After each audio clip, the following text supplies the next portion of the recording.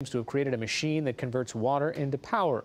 As part of our occasional innovation series, special correspondent Malcolm Brabant traveled to the inventor's island home. Physicist Petros Zagrafos spent 30 years trying to work out how, using minimal energy, he could break down the water molecule H2O into its component parts, hydrogen and oxygen. Now he thinks he's cracked it with this, his mini power station, which he hopes will help reverse global pollution. Since I have children and grandchildren, my son has just made me a grandfather. I cannot go on watching this planet being so violently abused.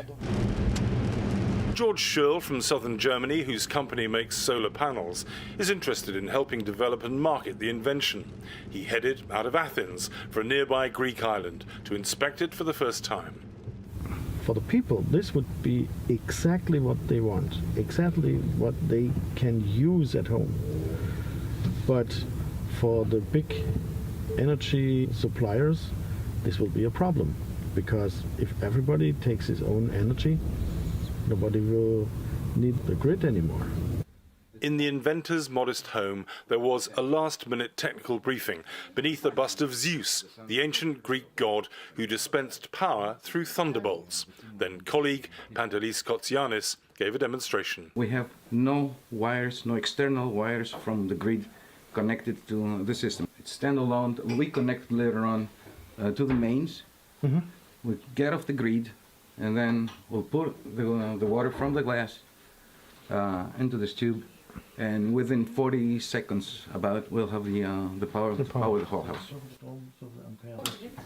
Right now that we are off the grid and turn off the switch, we'll prove that this connector has no power at all. There's no power on this connector. So I'm putting some water slowly right now.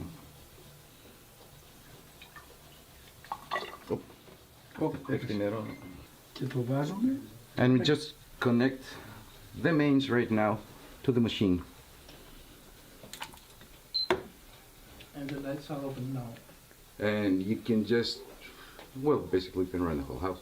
And you can turn on the TV and anything else you want right now. How much power you have? How much power you have now? You're producing right now? It's about 800 watts. Which was enough to enable the inventor's wife to prepare lunch. The average American house needs about 30,000 watts per hour. It's a very brand new technology, never existed before.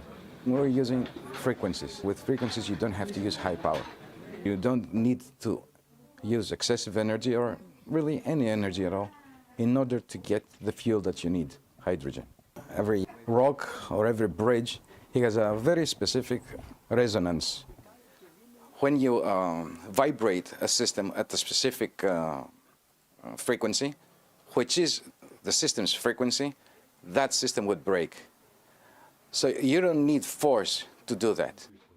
It's similar to the biblical story of trumpets destroying the walls of Jericho.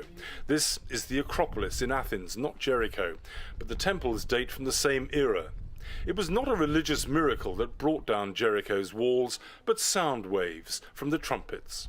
The inventor claims water can be unlocked in the same way. There are 3 stages to this machine. The first is motion. The act of pouring the water generates energy to start the resonance process. The second is oscillation. A new compound created by the inventor helps to produce the hydrogen. The third is the exhaust system, where the only byproduct is room temperature water vapor. Despite having rich potential for renewable energy, Greece is heavily dependent upon fossil fuel. Much of its electricity comes from lignite, a peat-like substance transported along conveyor belts from vast open cast mines. Lignite is one of the world's most polluting fuels, and according to environmentalists, these plants are responsible for ailments such as cancer that cost the Greek health service up to $4 billion a year.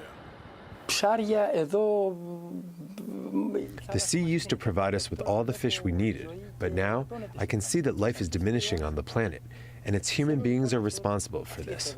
So I would really like this invention to be made available worldwide so that it may halt further destruction of the planet as much as possible. The science employed by Zagrafos has been validated by a committee of Greek physicists. Independent engineer Lampis Tomasis was a skeptic, but is now a believer.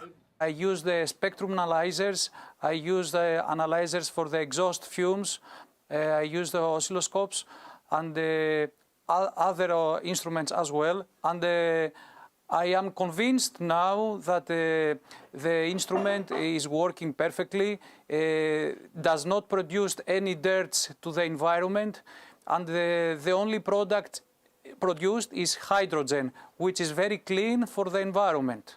Drink some water. 2 hours after the machine was started, it needed topping up. We added some fuel to our system, so we depleted it with running everything in the house.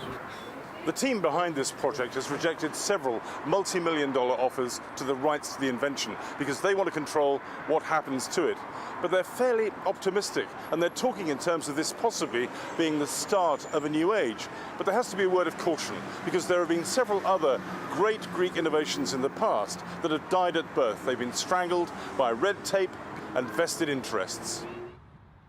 To obtain an independent assessment, we went to the Niels Bohr Institute in Copenhagen, named after one of the most important contributors to modern physics and the atomic age. I'm extremely skeptical of the way that it allegedly is functioning. I seriously doubt that there is excess energy from this device. Jakob Frederiksen says the invention would be fantastic if true. But first he says the science must be subjected to peer review, and that other experts need to be able to reproduce the results. He believes that using frequencies to split hydrogen and oxygen is valid, but doubts the process can yield sufficient extra power. Let's assume that we have this huge molecule of water, right? Oxygen and hydrogen bound together in the water molecule. In order to split this, you need to really pull it apart. I mean, split these atoms apart. Now you have spent quite a lot of energy to split them. You can regain a part of that energy by combining them by combustion processes. You already spent the energy to split it, and you only get part of that energy back when you recombine it by burning the hydrogen. And that difference will not be a positive one. In response, the Greeks say they'll happily agree to a peer review once they've obtained a worldwide patent. They also insist their system does not conform to the standard rules of electrolysis or separating of hydrogen and oxygen.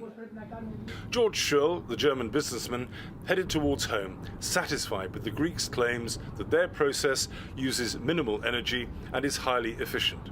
He predicted that if all went well, many home power stations could go into production within a year. I was really excited about this invention, and it was 100% or over 100% fulfilled, and I'm really satisfied that I did this trip, because I did not expect that the machine runs as we have seen as it runs. I want this invention to spread as far as possible to the last village in Africa where the children don't have an electric light to read and study by.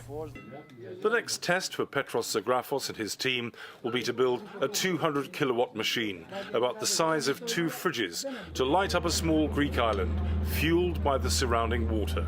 He hopes to stage a trial within the next 6 months. For the PBS NewsHour, I'm Malcolm Brabant in Greece.